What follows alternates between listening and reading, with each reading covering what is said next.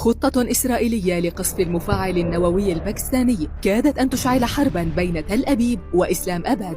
في أوائل الثمانينيات فاجأت إسرائيل العالم بقصف المفاعل النووي العراقي الذي أسفر عن تدمير المشروع بشكل كامل، لتحول الدفة بعدها إلى باكستان، فوضعت خطة عرفت بعملية الرمح الأزرق لتدمير البرنامج النووي الباكستاني. هذا البرنامج بدأ العمل عليه عام 1972، وتحديداً عقب الحرب الباكستانية الهندية وتولي ذو الفقار علي بوتو رئاسة الحكومة، ليشهد المشروع تطوراً مستمراً حتى عام 1983، وتزامن ذلك مع تحركات سياسية داخلية. وتولى الجنرال محمد ضياء الحق السلطة بعد انقلاب عسكري أطاح بحكومة بوتو. ضياء الحق اكتشف الخطة الإسرائيلية وفقاً لتقارير استخباراتية ربطت الأمر باجتماعات بين الهند وبريطانيا وإسرائيل لتدمير البرنامج النووي الباكستاني. فخرج الرئيس الباكستاني علناً وهدد إسرائيل بأنه في حال ضربها للمفاعل فستوجه باكستان صواريخها نحو تل أبيب مباشرة.